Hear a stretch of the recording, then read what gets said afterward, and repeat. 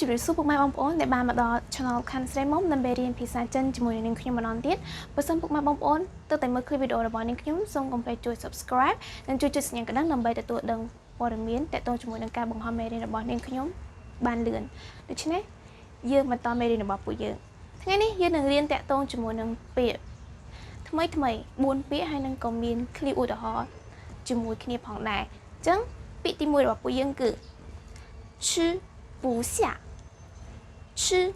不下吃បកប្រែថាញ៉ាំណាពុ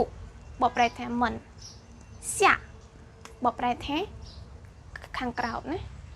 ខាងក្រោមអញ្ចឹង吃不下បងប្អូនមានចាស់ដល់សំឡេងពុហ្នឹងអក្សរពុហ្នឹងឯងអក្សរពុហ្នឹងហេតុអីបើនាងខ្ញុំអានថាពុវិញដោយសារតែសាគឺជាសំឡេងទី4អញ្ចឹងពុដែលជាសំឡេងទី4ហ្នឹងត្រូវបដូរសំឡេងវិញណាអញ្ចឹងនឹងតាក់ទងមួយវិជ្ជករតិចតួចទេនាងខ្ញុំនឹងធ្វើ clip វីដេអូតាក់ទងជាមួយនឹងវិជ្ជករលក្ខណៈពិសេសបែបហ្នឹងនៅលើក្រោយផងនៅលើក្រោយទៀតដូច្នេះយើងនឹងតាមដានអ្នកនរគ្នាយើងត្រឡប់មកវិញជាមួយនឹងពាក្យថា吃不下吃不下បកប្រែថាញ៉ាំមិនចូលណាបកប្រែថាយើងញ៉ាំបាយមិនចូលអញ្ចឹងយើងមើល clip ឧទាហរណ៍របស់យើង每次他难过的时候都是吃不下饭每次他难过的时候都是吃不下饭每次បកប្រែថាជារៀងរាល់ដងណាឬក៏រាល់ដង他បកប្រែថាគាត់សំដៅទៅលើមនុស្សប្រុសណាណានគួបកប្រែថា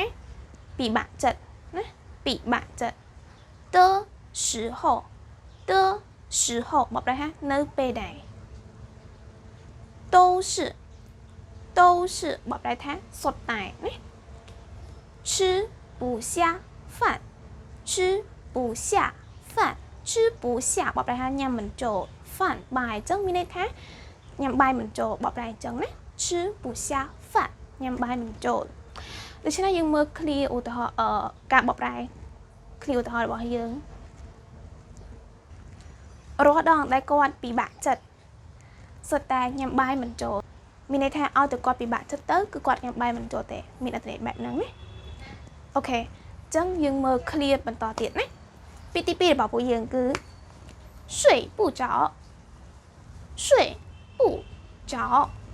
睡不着睡បកប្រែថាដេកណាពុបកប្រែមិនចោនេះគឺអត់មានអត្ថន័យទេពាក្យណា睡不着បកប្រែថាដេកមិនលក់អូខេអញ្ចឹងយើងមើល clip របស់ពួកយើង我最近不知道为什么总是睡不着我最近不知道为什么总是睡不着我បកប្រែថាខ្ញុំ最近បកប្រែថាថ្មីនេះ不បកប្រែថាមិន知道បកប្រែថាដឹងណា为什么បកប្រែថាហេតុអ្វី总是បកប្រែថាចេះតែណាចេះតែ睡不着បកប្រែថាដេកមិនលក់អញ្ចឹងមក clear ហ្នឹងបកប្រែថាថ្មីនេះខ្ញុំមិនដឹងថាហេតុអ្វីទេចេះតែដេកមិនលក់បកប្រែបែបហ្នឹងណាអូខេតោះអញ្ចឹងយើងមើលពាក្យទី3របស់ពួកយើងទាំងអស់គ្នាពាក្យទី3របស់ពួកយើងគឺ提不动提បកប្រែថាលើកណាលក្ខណៈលើកអីវ៉ាន់លើកអីក៏បានដែរឲ្យតែលើកណាពុបកប្រែមិនតុងបកប្រែថាកម្រើកណាតុងបកប្រែថាកម្រើកអញ្ចឹងទីពូតុងបកប្រែថាលើកមិនរួចណាមិនមែនលើកមិនកម្រើកទេអូខេលើកមិនរួចអូថារបស់នោះធ្ងន់ពេកណាធ្ងន់ពេកយើងលើកវារួចទេអូខេតោះអញ្ចឹងយើងមើល clip ឧទាហរណ៍របស់ពួកយើងទាំងអស់គ្នា你的行李太沉了我提不动你的行李太沉了我提不动你បកប្រែថាអ្នក的បបប្រែថារបស់មិនមែនរបស់ណាលក្ខណៈម៉ាក់របស់ខ្ញុំប៉ារបស់គាត់លក្ខណៈអត្ថន័យចឹង行李បបប្រែថាវ៉ាលី太បបប្រែថាពេកណាពេក沉បបប្រែថាធ្ងន់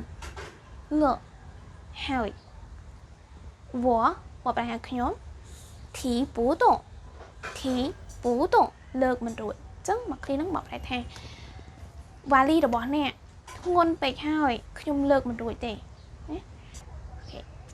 ញ្ចឹងយើងមើលពាក្យទី4ដែលជាពាក្យចុងក្រោយរបស់ពួកយើងទាំងអស់គ្នា做不了做បបប្រែថាធ្វើណាពុបបប្រែថាមិនแล้วតែពិតពាក្យហ្នឹងគឺយើងអានថាលើកក៏បានដែរហើយដល់ពេលយើងតែក្នុងករណីនេះយើងត្រូវអានវាជាแล้วវិញអញ្ចឹងពាក្យហ្នឹងគឺអក្សរហ្នឹងគឺមានសំឡេងពីរណាដល់ពេលសួរពុលបប្រែថាធ្វើមិនរួចធ្វើមិនកើតធ្វើមិនបានបប្រែតាមកលៈទេសៈណាបើថារឿងហ្នឹងយើងអត់មានសន្តិភាពធ្វើបានដែរអញ្ចឹងយើងធ្វើអត់កើតទេយើងធ្វើមិនរួចទេណាអូខេអញ្ចឹងយើងមើលឃ្លាថារបស់ពួកយើង如果你觉得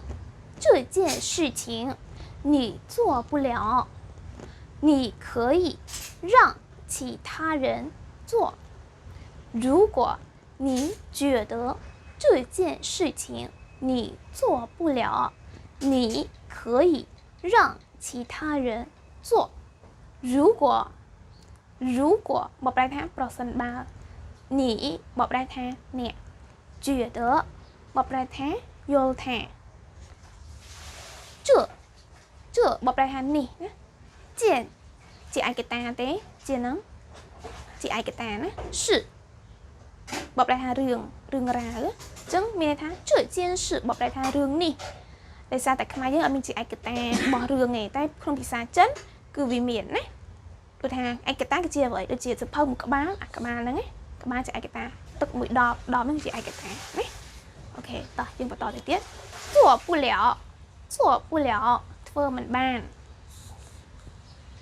可以បបប្រែថាអាច让